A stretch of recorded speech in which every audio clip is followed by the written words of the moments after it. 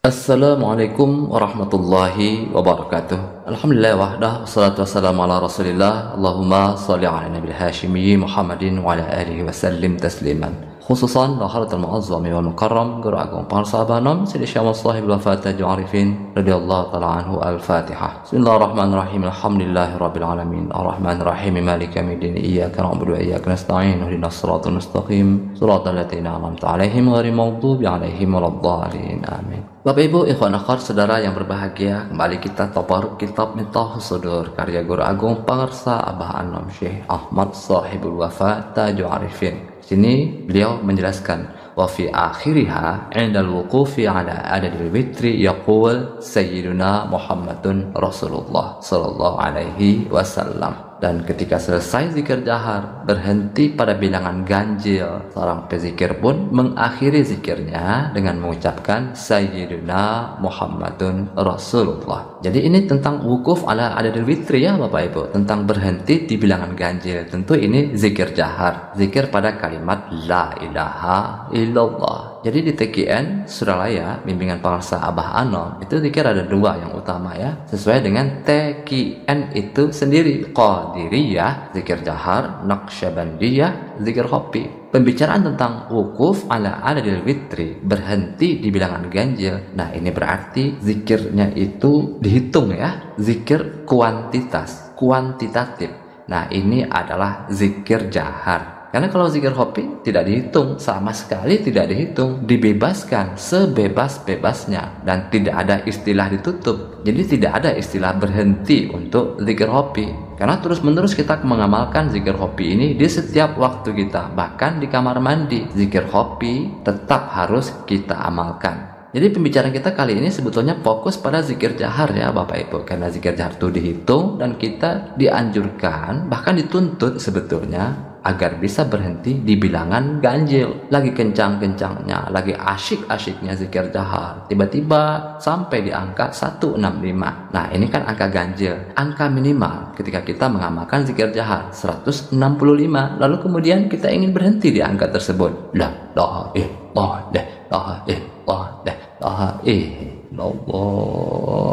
la ilaha illallah. Pas di angka 165, lalu kita mengucapkan Sayyiduna Muhammadun Rasulullah sallallahu alaihi wasallam. Jadi berhenti di bilangan ganjil. Dan ini pun berlaku ketika kita zikir jahar lebih dari 165 tadi. Wah, kita zikir jahar misalnya 500-an. Lalu kita ingin berhenti, kita harus lengkapkan angka 500 itu menjadi ganjil, yaitu 501. Maka ketika 501, kita pun berhenti di bilangan ini dengan mengucapkan Sayyiduna Muhammadun Rasulullah sallallahu alaihi wasallam. Jadi harus berhenti di bilangan ganjil. Atau kita zikir jaharnya itu ribuan, 1000 misalnya ya. Lalu kita ingin berhenti dari zikir jahar yang 1000 ini, maka kita tambahkan 1 menjadi 1001. Kita berhenti di angka 1001 yang merupakan angka ganjil. Lalu kita mengucapkan Sayyiduna Muhammadun Rasulullah sallallahu alaihi wasallam.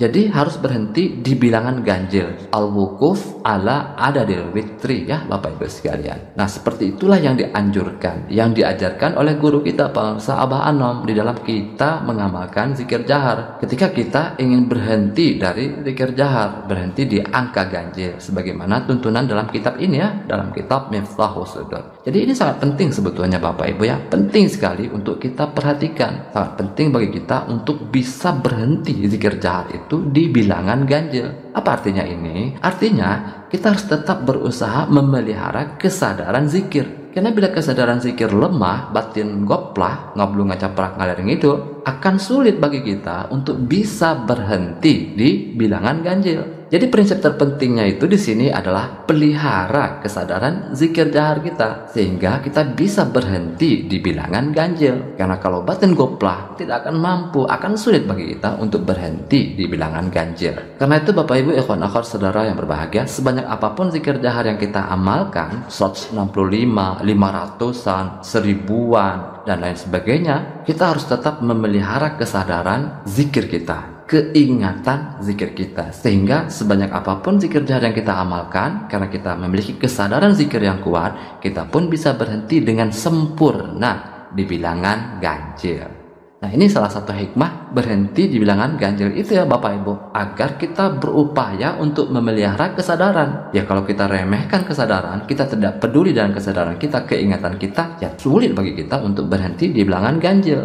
Maka kenapa dianjurkan berhenti di bilangan ganjil? Supaya kita memelihara kesadaran zikir. Kesadaran kita, ingatan kita, ini yang harus terus-menerus kita pelihara, kita tingkatkan, kita kembangkan. Jadi zikir jahar itu sebagai pembinaan batin itu bukan sekedar asal zikir, asal banyak zikirnya, tetapi mengabaikan perhatian, tidak diikuti dengan kesadaran. Sehingga kadang kita tidak mengetahui apakah sekarang ini zikirnya masih di bilangan ganjil atau bilangan genap. Kita kehilangan angka, kehilangan jumlah. Walau kita kadang-kadang pakai tasbih, tapi kita sudah tidak begitu yakin apakah sekarang ini bilangan ganjil atau bilangan genap. Kan seringkali seperti itu kita ya Bapak Ibu sekalian, kita tidak begitu memperhatikan, tidak begitu menyadari. Karena cara zikir kita yang asal-asalan ini, kita tidak memperhatikan, tidak mengembangkan kesadaran, maka latihan seperti ini sebetulnya tidak bagus bagi batin kita. Kata beliau, nundutan kajan, pikiran ngalar ngidul kajan, moal hasil, moal. Bila zikir dengan batin yang gopla, dengan tanpa perhatian, ngantuk dibiarkan, pikiran ngalir ngidul dibiarkan. Nah, kata beliau tidak ada hasilnya cara berzikir yang seperti itu. Tidak ada hasilnya maksudnya apa? Tidak memberikan dampak berarti bagi kualitas spiritual kita. Kan ada dua kekuatan di dalam kehidupan kita ini ya, yang mengendalikan kehidupan kita. Ada kekuatan intelektual, ada kekuatan spiritual. Oke lah, kekuatan intelektual mungkin sudah mampu membuat kita menjadi orang yang lebih baik. Tetapi sebetulnya tujuan zikir belum kita dapatkan. Kekuatan spiritual yang sebetulnya hendak kita bangkitkan melalui zikir itu, karena kita asal-asalan zikirnya belum terbangkitkan kekuatan spiritual kita itu.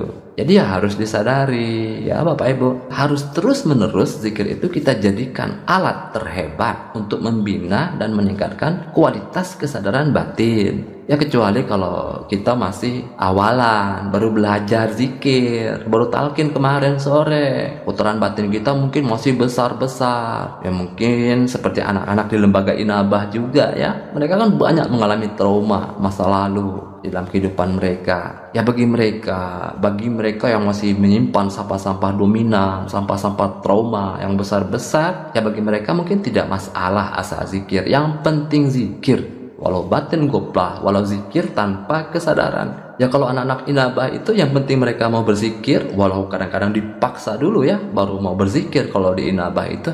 Ya ini juga sangat bagus bagi mereka ya Bapak Ibu sekalian. Akan tetapi untuk selanjutnya ya kita harus berupaya untuk membangun kesadaran zikir. Jadi harus kita usahakan, harus kita upayakan sehingga kita memiliki kesadaran penuh, kesadaran batin yang maksimal. Dan dengan hakul yakin kita bisa berhenti zikir jahar itu di bilangan ganjil. Jadi ini penting sekali. Maka sekali lagi ingin saya tegaskan, apa sih pentingnya kita belajar zikir? Jadi belajar zikir itu bukan untuk karomah sesungguhnya ya Bapak Ibu, bukan untuk sakti-saktian. Walau ada kesaktian itu di dalam zikir, tetapi ya itu berkah karena kita mendawamkan zikir, itu bonusnya. Ya nggak apa-apa, itu bagus. Tetapi tujuan utama kita belajar zikir itu bukan untuk sakti-saktian, melainkan untuk penuhnya kesadaran batin kita, dawamu hudurul qalbi ma'allah. Jadi agar kesadaran batin kita itu dawam dan langgeng di kekiniannya. Inilah tujuan utama kita belajar zikir. Dari sinilah nanti muncul kesadaran sufistik yang lebih tinggi dan sempurna, yaitu ma'rifatullah atau sadar penuh akan Allah. Atau dalam istilah lain ada muraqabah, merasa diawasi oleh Allah. Muraqabah, merasa diawasi oleh Allah, ini pun merupakan cara agar batin tetap sadar di kekinian. Jadi lagi-lagi yang kita kembangkan itu adalah kesadaran batin kita. Karena hanya dengan terbangkitkannya kesadaran,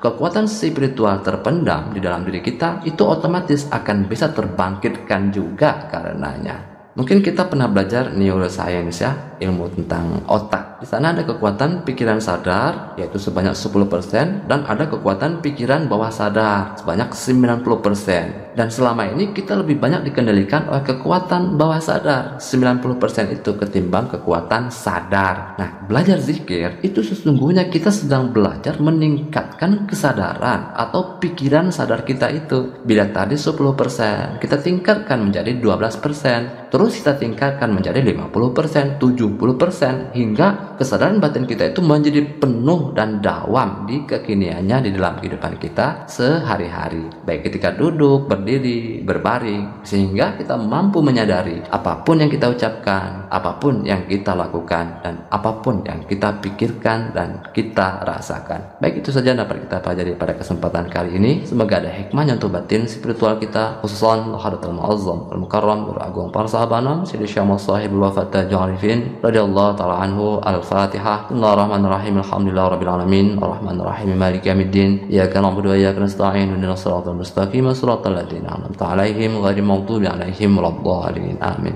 Allahumma shalli 'ala nabiyil hashimi Muhammadin wa 'ala alihi wa sallim tasliman. Allahumma shalli wa sallim wa barik alaihi. Wassalamualaikum warahmatullahi wabarakatuh.